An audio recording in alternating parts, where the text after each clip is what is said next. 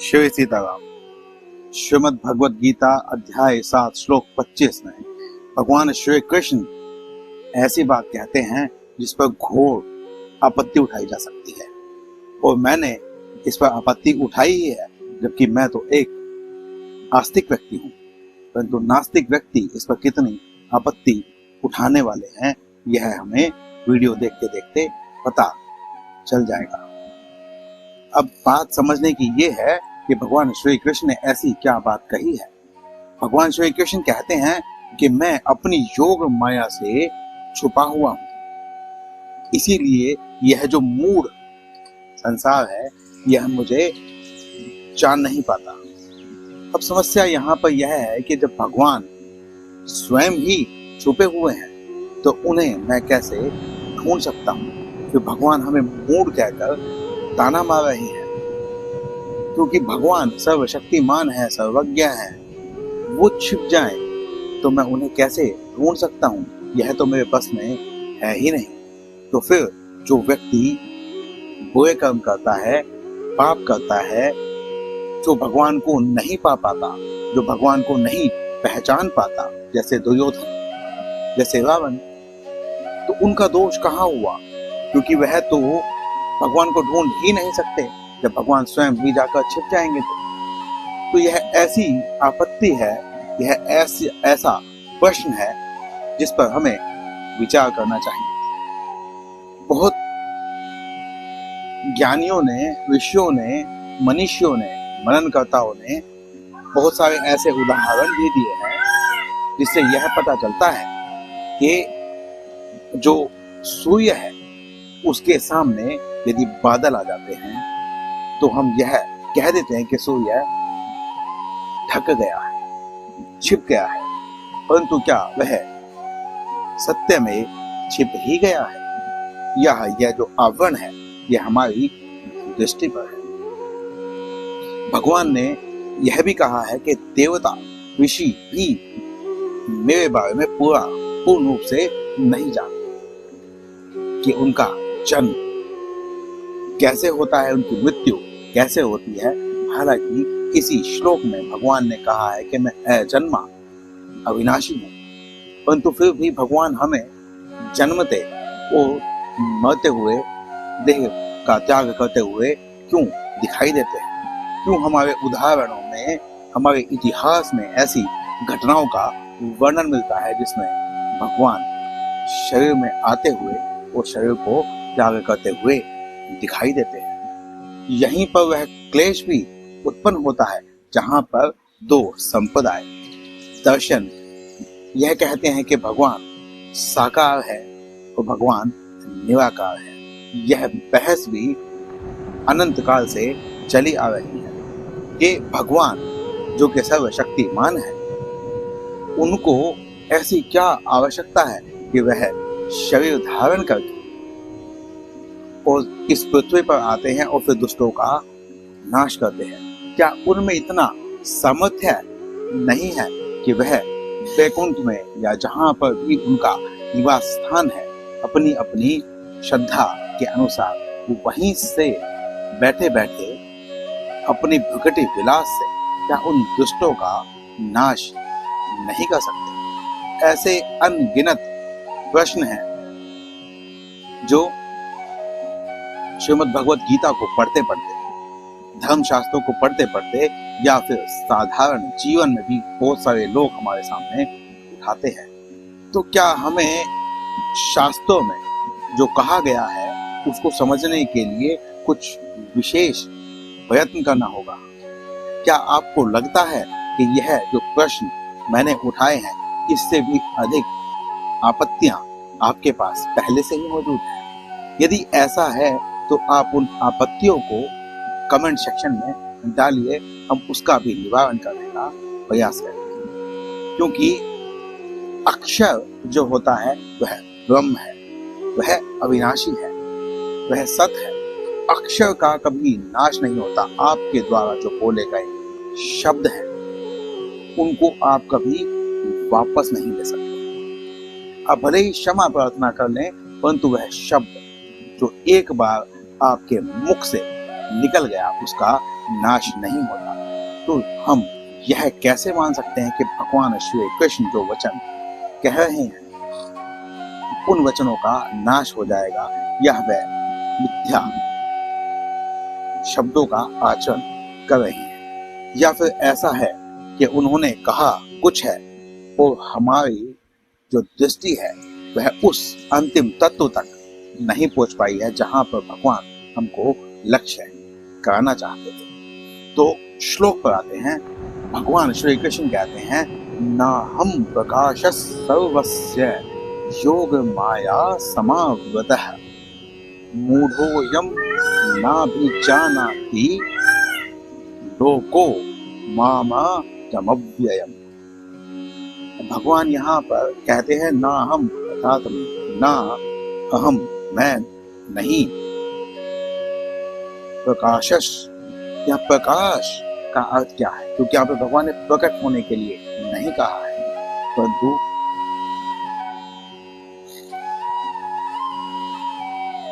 भगवान अपने आप को यहाँ प्रकाशस्य सर्वस्य यह कहते हैं कि सबके सामने प्रकाश, प्रकाश यानी प्रकट होना।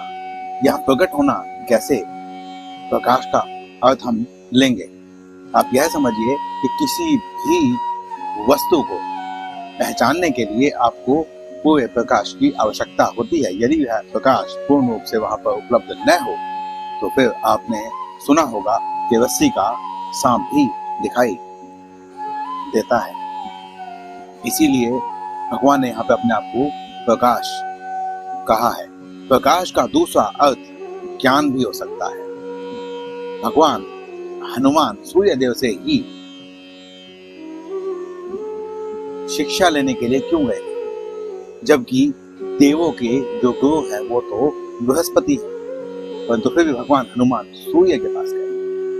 इसका अर्थ यह है कि सूर्य जो है उनसे तेज प्रकाश और कोई नहीं मिलता है। तो इसीलिए भगवान हनुमान ने प्रकाश को यानी कि भगवान श्री राम को सूर्य के रूप में देखा, क्योंकि वही पूर्ण प्रकाश हो सकते हैं। उस लोक में जहां पर भगवान हनुमान उस समय पर थे, वहां पर उस लोक में सूर्य से तेज प्रकाश की उपमा दी ही नहीं जा सकती। इसलिए भगवान हनुमान सूर्य देव के पास शिक्षा लेने के लिए गए थे। तो यहाँ भगवान कहते हैं, अब यहाँ तक तो हम यह देख रहे थे कि प्रकाश का अर्थ क्या हो सकता है, परंतु भगवान ने यहाँ प्रकाश को कहा, क्योंकि भगवान जब अवतार लेते हैं, प्रकट होते हैं, तो ऐसा तो नहीं है कि वो किसी को दिखाई नहीं देते, वो सबको दिखाई देते हैं, परंतु उनको उनके वास्तविक रूप में देखने वाले बहुत कम लोग होते हैं। रावण, दुर्योधन उन्हें पहचान नहीं पाए थे, जबकि उनके ही कुल में यदि कहें तो विदुर और विभीषण उन्हें पहचान गए। तो जहां पर भगवान सबके सामने अपने वास्तविक रूप को प्रकट नहीं करते हैं। एक समस्या और आती है, भगवान कहते हैं समावृतः, कि भगवान की जो योग माया है उसी से ही भगवान विशेष प्रकार से अपने आप को अवगत कर लेते हैं। तब यहाँ पर यह प्रश्न भी उठता है कि भगवान यदि स्वयं से छुप जाए तो फिर हम उन्हें किस प्रकार से ढूंढ सकते हैं, क्योंकि उनकी इच्छा के आगे तो हमारी एक न चलेगी। परंतु क्या आपको लगता है कि भगवान ऐसे ही कोई इच्छा कर लेते हैं, तो फिर भगवान में और मनुष्य में भेद क्या रह जाएगा? कि मनुष्य तो इच्छाओं के बिना जीवित नहीं रह सकता, उसके सामने तो हर समय इच्छाएं रहती हैं, एक के बाद एक इच्छा का आना और जाना लगा रहता है। ऐसा क्यों होता है? क्योंकि मनुष्य पूर्ण नहीं है, मनुष्य को हर समय किसी न किसी चीज की आवश्यकता रहती है। भगवान पूर्ण है, तो भगवान को किसी भी चीज की इच्छा उत्पन्न नहीं होती है, वह अपने लिए कुछ भी नहीं चाहते हैं, और यही शिक्षा वह हमें देना चाहते हैं। अब बहुत सारे लोग यह भी कहते हैं कि भगवान को अवतार लेने की क्या आवश्यकता है, भगवान को अवतार लेने की कोई आवश्यकता नहीं है। ऐसा कुछ भी नहीं है जो वो बिना शरीर धारण किए नहीं कर सकते। ऐसा कुछ भी नहीं है जो वो नहीं कर सकते। इसीलिए ही उन्हें सर्वशक्तिमान कहा जा सकता है। परंतु क्या हम इतने सक्षम हैं? यदि आप एक व्यवहारिक उदाहरण से समझिए, एक ऐसा व्यक्ति जिसके पास भरा पूरा परिवार है, उसके पास जब भी कोई समस्या आती है, कोई विपत्ति आती है, तो वह किसी भी व्यक्ति को अपना दुखड़ा सुनाता है। वह किसी भी व्यक्ति के कांधे पर सर रख के रो लेता है, या वह किसी को देखकर हिम्मत पाता है, अपने कर्तव्य को याद करता है और उसे निभाता है। वह स्थितियों से टूटता नहीं है। जबकि एक ऐसा व्यक्ति जिसके पास संसार में कोई है ही नहीं, यदि वह दुखी हो जाए, विपत्ति आ जाए, तो फिर उसका साथ कौन देगा? उस स्थिति में वह सबसे जल्दी टूट जाता है। आज के समय में हम यह देखते हैं कि डिप्रेशन, अकेलापन, यह लोगों को आत्महत्या जैसे बड़े गुनाह को करने के लिए मजबूर कर देता है, क्योंकि वो ऐसी स्थिति में आ चुके होते हैं कि वह अपना दुख, अपनी बात किसी को बता ही नहीं पाते, या कुछ ऐसी बात हो जाती है जो बता ही नहीं सकते। तो यह अकेलापन उसके जीवन को बर्बाद कर देता है। तो अब हम यह समझें कि यदि मैं आंख बंद करके किसी पर ध्यान लगाना चाहूं, या किसी के गुण, उसकी शिक्षाओं को पाना चाहूं, तो पहले मैं उसके स्वरूप को अपने मन में उपस्थित करके तभी तो उस पर ध्यान लगा पाऊंगा। एक बिग जीव पर कैसे कोई ध्यान लगा सकता है? इसीलिए हमको भगवान के उस शरीर की आवश्यकता है। भगवान धरती पे आकर जो भी क्रियाएं करते हैं, उन क्रियाओं से भगवान की कोई लिप्तता नहीं है, परंतु वह वहां पर जो भी करते हुए दिखाई देते हैं, वह हमें लगता है कि उस स्थिति में यदि मैं हूंगा तो फिर मुझे क्या करना चाहिए, भगवान ने उस समय पर क्या कहा था।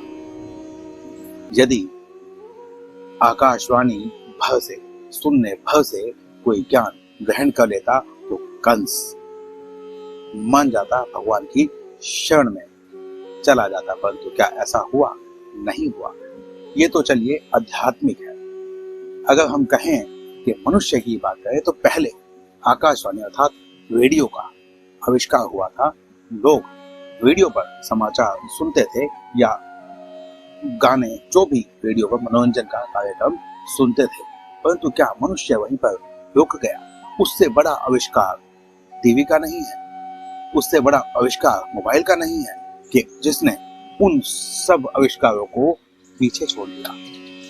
इसका अर्थ यही हुआ ना कि सुनने से अधिक देखना, उनके साथ रहना, उनके क्रियाकलापों से शिक्षा ग्रहण करने का आसान माध्यम है। इसीलिए हमें यह समझना चाहिए कि भगवान अवतार क्यों ग्रहण करते हैं। यहाँ पर आकर वह जो भी क्रियाकलाप करेंगे, उससे मैं अपने आप को जोड़ पाऊंगा। मेरे पास एक उदाहरण होगा, एक आदर्श होगा कि उस स्थिति में उस व्यक्ति ने, उस अवतार ने क्या निर्णय लिए थे। तो मैं यदि उनकी समता न भी कर सकूं, जो उन्होंने किया था वो सब भी न कर सकूं, तब भी उनके पद पर चलने के लिए मैं अपने आप को प्रेरित कर सकता हूं। और इसीलिए भगवान के अवतार की आवश्यकता होती है। तो वापस लौटते हैं इस श्लोक पर, जहां भगवान कह रहे हैं कि मैं सबके सामने अपने आप को प्रकट नहीं करता, मैं अपनी योग माया से छिपा रहता हूँ। अब यहाँ यह प्रश्न उठता है कि भगवान अपने आप को छिपा रहे हैं, तो फिर हम उन्हें पाए किस प्रकार से? और अगली पंक्ति में भगवान ने यह बात कह दी कि वह मूढ़ है जो मुझे सही प्रकार से नहीं जान पाता। लोको, अब यहाँ भगवान ने लोक क्यों कहा? क्या भगवान यहाँ पे संपूर्ण लोक को मूढ़ कह रहे हैं? मूर्ख कह रहे हैं। तो यदि कह रहे हैं तो फिर उसका तो कोई कारण होना चाहिए, क्योंकि इस लोक में जीव भी है, इस लोक में पशु पक्षी भी हैं, इस लोक में जानवर भी हैं और इस लोक में मनुष्य भी है। तो भगवान संपूर्ण लोक को यदि कहें कि वह मूढ़ है, तो यह फिर उन जानवरों के लिए, पशु पक्षियों के लिए अन्याय नहीं हो जाएगा, क्योंकि उनके पास विवेक नहीं है, या यह कहें कि इतना ही विवेक है कि वे अपना पेट भर सके। क्या सही है क्या गलत है इसका निर्णय लेने का विवेक उनके पास नहीं है, तो फिर वह सत्य को किस प्रकार से जानेंगे? ज्ञान का उनके लिए क्या महत्व है? तो भगवान ने यहाँ पर मनुष्य को यह कहा है, तो क्या सभी मनुष्यों को? क्योंकि यदि यह बात करें कि भगवान राम हुए या भगवान श्री कृष्ण हुए, तो इनको पहचानने वालों में पितामह भीष्म, आचार्य द्रोण इत्यादि विदुर जी थे। जबकि राम जी की बात करें तो वहां पर विभीषण, हनुमान जी वह भी थे। तो उन्होंने पहचाना, लेकिन वो एक बड़े समुदाय ने इन्हें नहीं पहचाना। तो यहाँ पर हम यह कह सकते हैं कि भगवान ने मनुष्य के सामने अपने आप को रखा है। देख सब पा रहे हैं, परंतु पहचान कुछ ही पा रहे हैं। आप व्यवहारिक उदाहरण से भी समझें तो यदि मैं आपको अच्छा लगता हूं, तो उस अच्छा लगने के पीछे आपके पास कोई कारण अवश्य होगा। मेरे कोई कर्म, मेरी कोई बातें आपको अच्छी लगती होगी, आपने मुझसे कोई शिक्षा ग्रहण की होगी, तभी मैं आपको अच्छा लग सकता हूँ। अन्यथा मैं आपको अच्छा लगूं तो वह एक आकर्षण भर है और वह कब हवा की तरह उड़ जाएगा पता भी नहीं चलेगा। तो भगवान यहाँ पर लोग कहते हैं, तो यहाँ पर उन मनुष्यों के बारे में ही कह रहे हैं जो मूढ़ मनुष्य उनको नहीं जान पाते, जिनके सामने भगवान अपने आप को प्रकट नहीं करते। अब यहाँ पर फिर पक्षपात वाली आपत्ति हो सकती है कि भगवान जिसके सामने अपने आप को प्रकट करते हैं और जिसके सामने भगवान अपने आप को प्रकट नहीं करते हैं, उनमें क्या भेद है? तो इसका आधार क्या है कि भगवान किसके सामने अपने आप को प्रकट करेंगे और किसके सामने भगवान अपने आप को प्रकट नहीं करेंगे? इसका आधार पात्रता, अधिकार, अधिकारी कहा जा सकता है। अधिकारी कौन है? क्या वह जिसे भगवान ने चुन लिया है, या वह जिसने अपने आप को इस अधिकार के लायक बनाया है? और बनाया है तो उसके पीछे क्या इस जन्म के कर्म होंगे, या पिछले जो जन्म है उनके कर्म और संस्कार होंगे, उसका प्रारब्ध होगा, उसके अनुसार ही यह सब चलेगा। अर्थात यहाँ पर हम सनातन धर्म के एक ऐसे मूल सिद्धांत पर आते हैं, वह है कर्म व्यवस्था।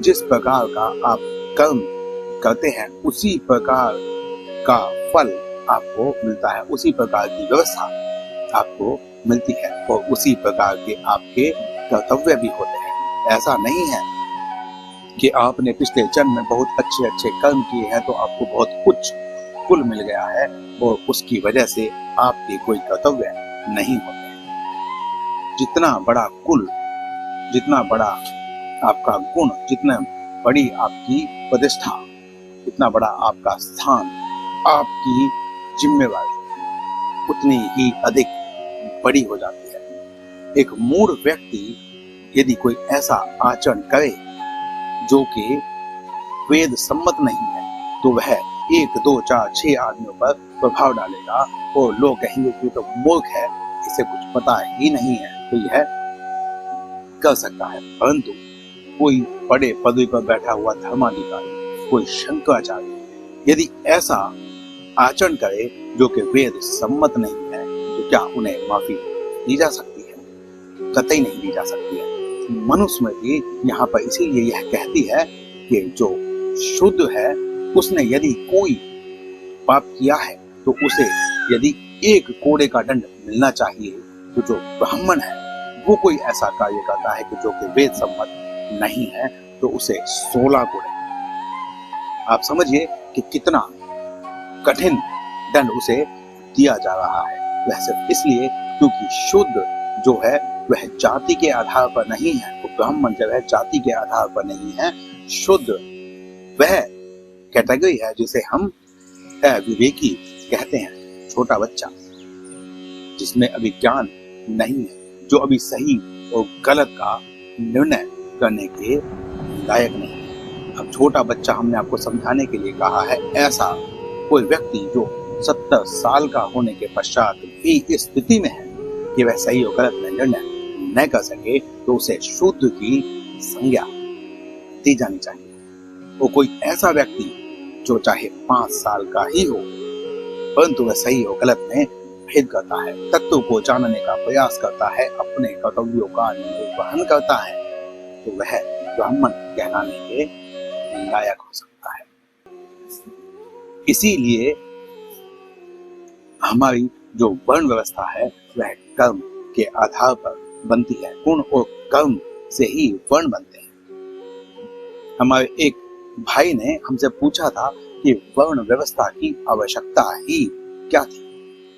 मैं आपसे पूछता हूं कि यदि आपके पास 4 अलग अलग लोग हैं, तो आप उसमें से वो कार्य है जो कि बहुत बहादुरी का कार्य है, जहां पर जान की बाजी लगा देनी चाहिए, वहां पर वह कार्य आप डॉक्टर को देंगे या आप फौजी को वह कार्य देंगे। अब यह तो बहुत जग जाहिर सी बात है कि जहां पर भी अदम्य शौर्य की आवश्यकता होगी, जहां पर लड़ाई झगड़ा होगा, जहां पर रक्षा करने की जिम्मेदारी होगी, वहां पर वह कार्यभार डॉक्टर के बजाय फौजी को ही दिया जाएगा। तो इसीलिए हमारी इस सृष्टि को चलाने के लिए धन की भी आवश्यकता थी, यहाँ पर कृषि करने की भी आवश्यकता थी, यहाँ पर शासन करने की आवश्यकता थी, और यहाँ पर सही और गलत का मार्ग दिखाने की भी आवश्यकता थी। तो यह जो चारों कर्तव्य है, यह चारों कर्तव्य उनके गुण और कर्म के अनुसार श्रेणी में रखे गए लोगों को ही किए जा सकते हैं, या यह कहें कि वही व्यक्ति उस कार्य के साथ न्याय कर सकता है जिसका स्वभाव उस प्रकार का है। इसीलिए हमें वर्ण व्यवस्था की आवश्यकता है। वापस लौटते हैं हम इस श्लोक पर। यहाँ पर जब भगवान लोक कहते हैं, तो लोक कहने का अर्थ मनुष्य ही क्यों है, बाकी देवता या कोई और क्यों नहीं?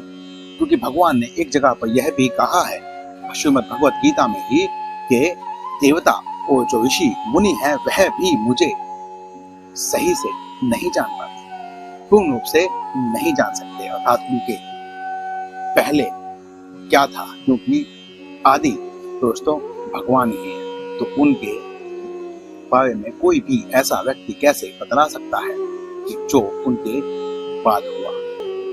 परंतु इसका कतई यह अर्थ नहीं है कि जिसको हमने देखा नहीं है वो होता ही नहीं। जैसे आज के नास्तिक लोग तर्क देते हैं कि मुझे भगवान को दिखाओ, अन्यथा मैं कैसे मानूं कि भगवान हुए हैं।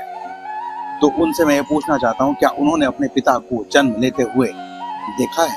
नहीं देखा है। और यदि किसी के पिता उसके जन्म से पहले ही चल बसे हों, तो क्या वह यह कहेगा कि मैं तो बिना पिता का हूं क्योंकि मैंने तो पिता को देखा ही नहीं है? तो ऐसा नहीं होता है। हमको व्यवहारिक दृष्टि से यह सब चीजें समझनी चाहिए। तो मनुष्य ही चाहे तो इस लोक में इस माया के चक्कर में पड़कर मूढ़ कहला सकता है, जो यहाँ भगवान ने कह दिया, और मनुष्य ही चाहे तो इस माया को साधन बनाकर उस परम पिता परमेश्वर भगवान को पा सकता है। क्योंकि यह माया भगवान ने सिर्फ जीवों को फंसाने के लिए नहीं बनाई है।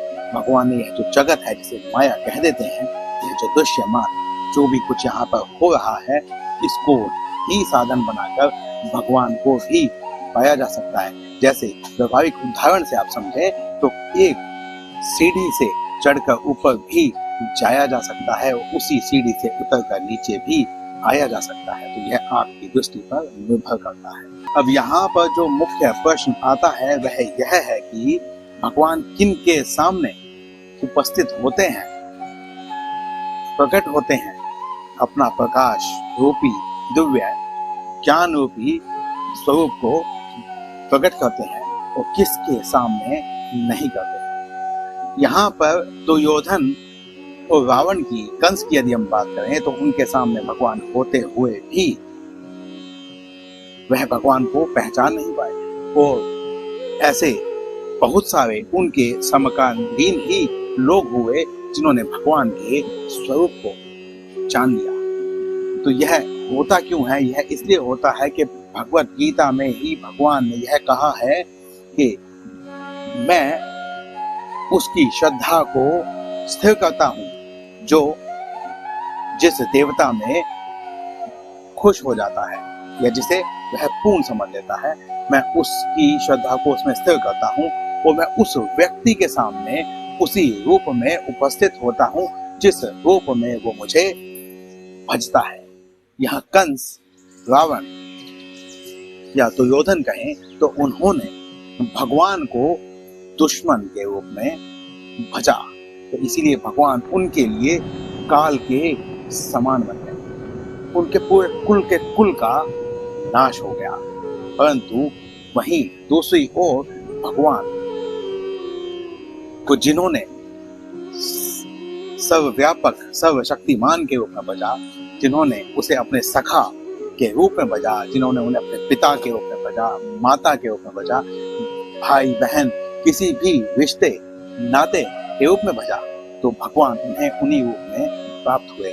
यहाँ तक सर्वशक्तिमान ईश्वर जिसकी कोई सानी नहीं है, जिनके समान कोई उपमा भी नहीं दी जा सकती,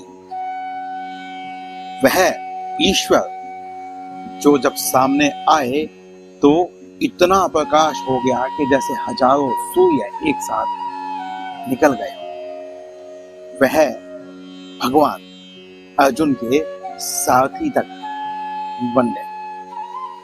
तो यहाँ पर हमें यह समझना चाहिए कि भगवान को हम जिस प्रकार से भजते हैं उसी प्रकार से भगवान हमारे सामने प्रकट होते हैं। हम दुश्मन के रूप में देखें तो दुश्मन के रूप में, हम नरक के रूप में देखें तो नरक के रूप में, जीते जी बहुत सारे व्यक्तियों का जीवन नरक बन जाता है।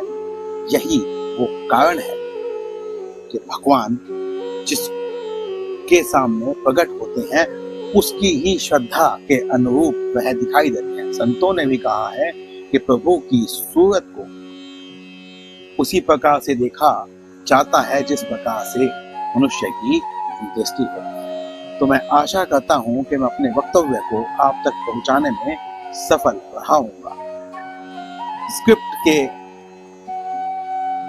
अभाव में वीडियो बनाना थोड़ा मुश्किल हो जाता है। कौन सी बात शुरू की थी, यदि वह बीच में छूट गई है तो वापस से उसको पकड़ पाना थोड़ा सा कठिन है। ऊपर से मैं एक व्यवसायी हूँ, तो उस व्यवसाय को करते हुए ग्राहक आ जाते हैं और बीच में वीडियो बंद करना पड़ता है, वापस से उसी जगह से शुरू कर पाने में थोड़ी सी समस्या होती है। तो मैं आशा करता हूँ कि आप इस वक्तव्य को समझ पाए होंगे।